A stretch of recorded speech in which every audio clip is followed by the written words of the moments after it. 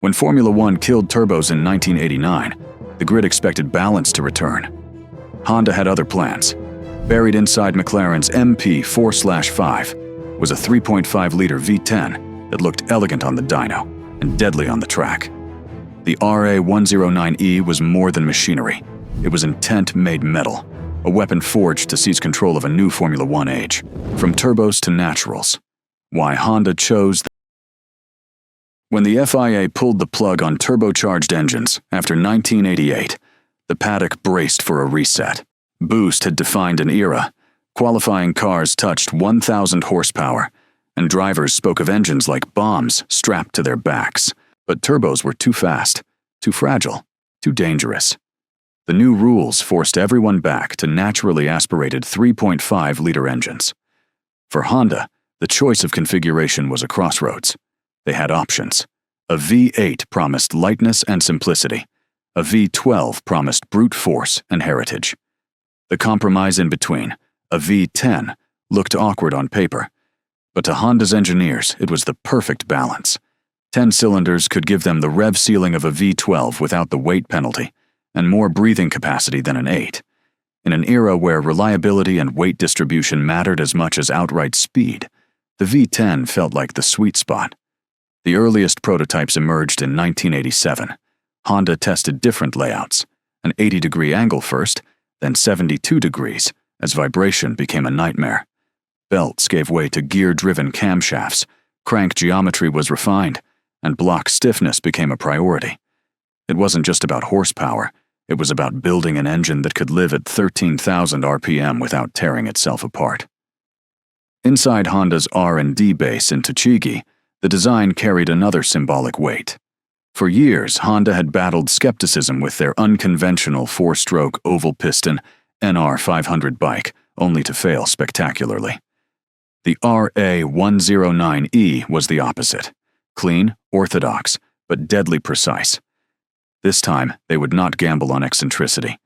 This time, they would meet the rulebook head-on and build the weapon McLaren needed. By late 1988, testing confirmed the potential. The RA109E was lighter than the outgoing V6 turbos, narrower than Ferrari's heavy V12s, and promised a usable power curve. The balance of weight, packaging, and output made it a perfect partner for the new McLaren chassis. Honda had rolled the dice on 10 cylinders, and the grid was about to learn why. The engine that defined an era. The RA109E looked deceptively simple. A 72-degree V10, displacing 3,493 cubic centimeters, naturally aspirated, and burning high-octane racing fuel. Yet that very simplicity is what made it deadly. The engine delivered between 685 and 700 horsepower at a screaming 13,000 RPM, a figure that no naturally aspirated Formula One engine had reached with such consistency. Honda wasn't just chasing peak power, they were chasing control at the limit. The power delivery defined the character. At high revs, the engine sang, pouring on speed with a relentless top-end rush. Below that band, though, it was less forgiving. Drivers who let the revs dip too low found the torque evaporating, the car bogging before the crank climbed back into its sweet spot. It wasn't explosive like a turbo, it was surgical. To make it work, you had to trust it and keep it on the boil. The construction emphasized packaging rather than outright weight. An aluminium block with carefully designed internals gave McLaren room to craft a chassis that felt sharper and more precise. Engineers noted how much easier it was to balance compared to a bulky V12. Ferrari's 12-cylinder layout made power, but at the cost of mass and complexity. Honda's V10 struck the middle ground, compact, manageable, and still brutally effective. That balance also echoed Honda's engineering heritage. The company had always believed in multi-cylinder refinement, from motorcycles to road cars, and the RA109E carried that DNA. It wasn't exotic like the NR500's oval pistons. It wasn't fragile like some of the turbo experiments. It was orthodox, but honed, an engine that represented Honda's maturity in racing. By the time the 1989 season opened, the RA109E wasn't just a new power unit. It was the benchmark for the naturally aspirated era.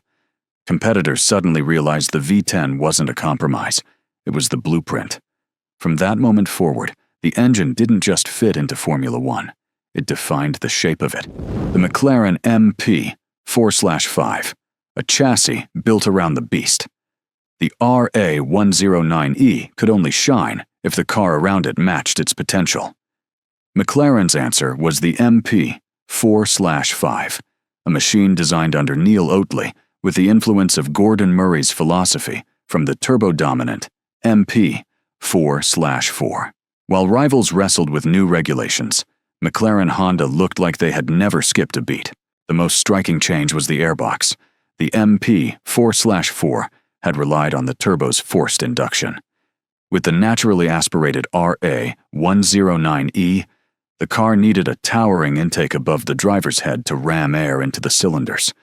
It gave the car a new silhouette, taller, sharper, and instantly recognizable as the symbol of Formula One's new era. Underneath, McLaren retained a longitudinal gearbox mounted behind the V10, a continuation of the proven MP 4/4 layout. It wasn't revolutionary, but it was robust and well understood, ensuring stability and reliability as the team adapted to the new, naturally aspirated era. The suspension geometry was also re-engineered. With a heavier, longer engine than the old turbo block, the MP 4/5 needed refined weight distribution to keep tires alive over race distance. The solution was subtle adjustments to pushrod suspension and packaging that tucked radiators tightly around the V10. The payoff was staggering. The MP 4/5 qualified on pole 15 times in 1989 and won 10 races. Reliability combined with relentless speed gave McLaren both the Constructors' and Drivers' Championships. While rivals wrestled with new regulations, McLaren Honda looked like they had never skipped a beat. The truth was different. It wasn't easy. The RA109E demanded a new chassis philosophy, and the MP 4/5 delivered it with precision. Together, they weren't just fast. They were untouchable. Senna versus Prost, the human side of the RA109E. If the RA109E was a weapon, the drama of 1989 showed how different hands could wield it. McLaren entered the season with the strongest pairing in motorsport, Ayrton Senna and Alain Prost. Both had the same V10, the same chassis, and yet the results revealed a split not of machinery, but of philosophy. Senna used the engine like a blade. His style was violent, living at the red line, throwing the car into corners with throttle stabs that demanded instant response. The RA109E's high-revving character suited him perfectly. If he kept it screaming, the motor paid him back with unmatched pace. For Senna, the V10 wasn't just a tool, it was an accomplice to his aggression. Prost approached it differently: smooth inputs, controlled exits, and a focus on consistency rather than outright bursts. The same V10 that Senna treated like a storm, Prost used like a metronome. Engineers studying telemetry confirmed it. No hidden advantage, no secret parts, just two drivers painting with the same brush in completely different strokes. The season's climax came at Suzuka. Senna, chasing Prost, dove into the chicane. Their cars collided, both powered by identical RA109ES, both roaring in protest as carbon scattered across the track. Prost walked away with the championship. Senna, disqualified after the controversial restart, saw his fury aimed not at the engine, but at the politics around it. What made the RA109E unique was how it amplified this rivalry. It had no favorites. It didn't give Prost more reliability or Senna more horsepower. It simply exposed their differences: one man's need for precision, another's hunger for chaos. The 1989 McLaren Honda wasn't remembered just for its statistics. It was remembered because inside it sat two champions, driving the same machine, yet making it feel like two different cars. The RA109E was the mirror that reflected both genius and fracture, binding the greatest rivalry Formula One had ever seen: power and fragility, the flaws beneath the glory. For all its dominance, The RA109E carried scars that revealed themselves at the worst moments. McLaren Honda usually won because the package was superior, but when the V10 faltered, it did so in ways that haunted engineers and drivers alike. The first hard lesson came in Canada. Senna led comfortably when a haze of smoke trailed from the rear. No driver error, but a failure rooted in lubrication under wet race conditions. Honda's own post-race report blamed unexpectedly high oil consumption in the rain, which led to pressure loss and bearing seizure. Later, technical commentary suggested that specific RPM ranges may have worsened the problem, but the official explanation remained focused on oil consumption and lubrication failure. Monza brought a different heartbreak. Again, Senna led. Again, the Honda V10 expired. This time, the teardown traced the cause not to Canada's wet race dynamics, but to manufacturing quality of the pistons. The oil level fell, pressure collapsed, and the bearings seized. Prost won the race, and subsequent inspection showed his race engine had begun to suffer the same ailment. Inside Honda, the response was immediate and methodical. Engineers re-examined lubrication paths, ring packs, and piston crown durability, acknowledging that the very high revs that made the RA109E formidable also pushed it into thermal and mechanical corners, where margins thinned. The team treated the season as a rolling development program, implementing incremental fixes as understanding improved. None of this erased what the engine achieved, but it clarified the price of that performance. The RA109E could sit at 13,000 RPM and define the season, until conditions, parts tolerance, or operating mode nudged it across a threshold where oil control failed and bearings paid the bill. Honda and McLaren still took the big prizes, yet the record also shows two dramatic retirements, while leading, Canada and Italy, both in Senna's car. For the driver who lived at the red line, the fragility cut deepest. Senna demanded immediate response and lived in the band where the engine paid him back, right next to the razor's edge, where it sometimes did not. That paradox became the RA109E's truth, feared, envied, and fast enough to define an era, but only if every variable stayed within limits.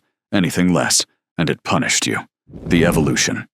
RA109E to RA100E and beyond.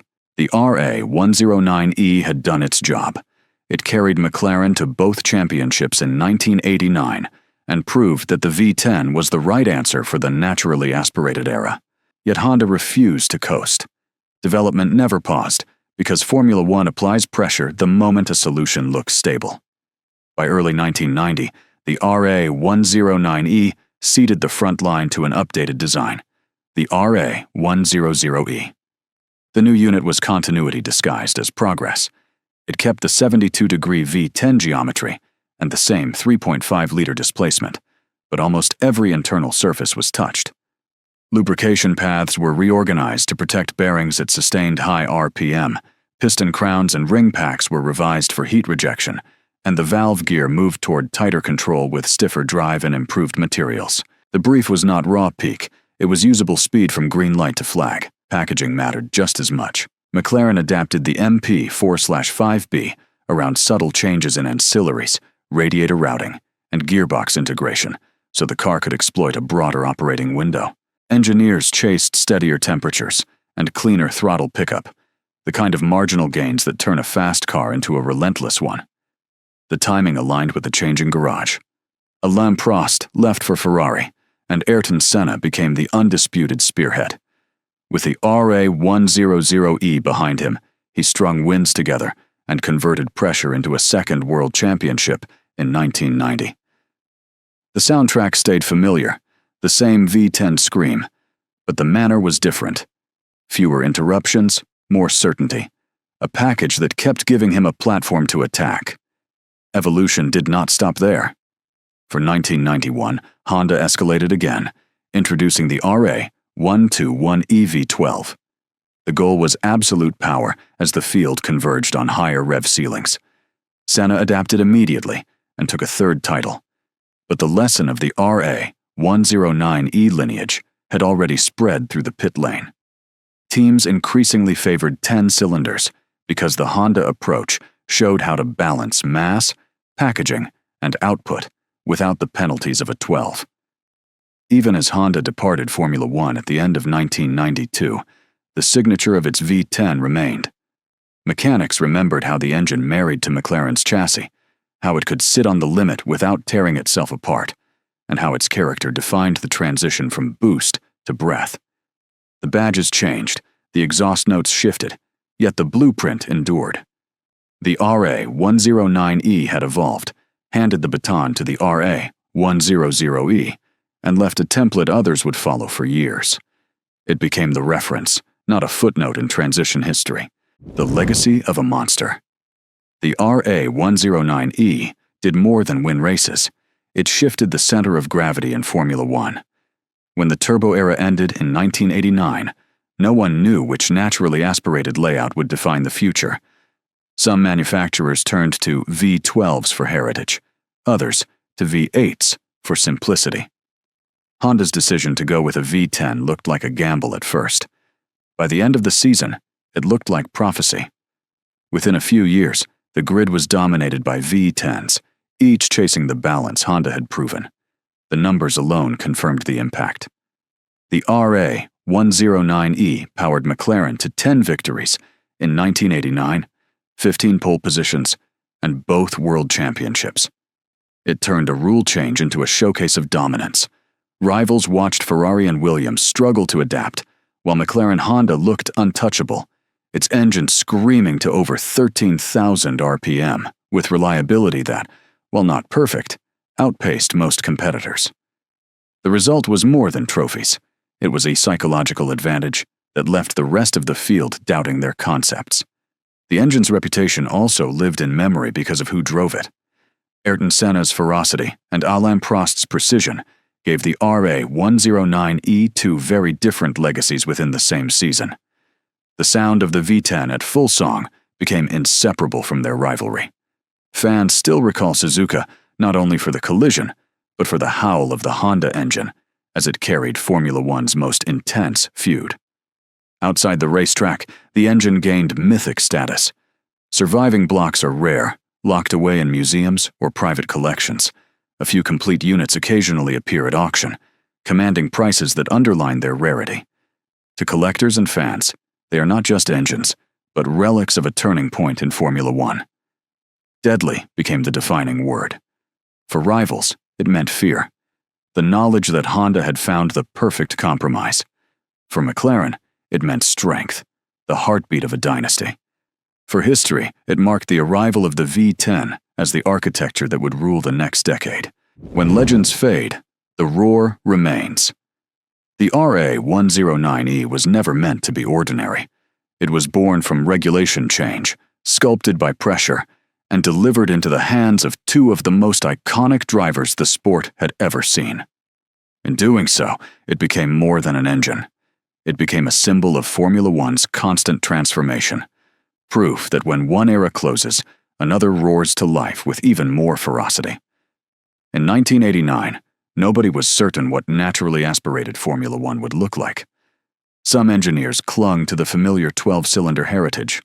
Others believed 8 cylinders would give them the edge in packaging and agility. Honda's answer cut through the noise. 10 cylinders, balanced not by tradition or compromise, but by purpose. That purpose was clear from the very first race. The RA109E wasn't built merely to comply with the new rules.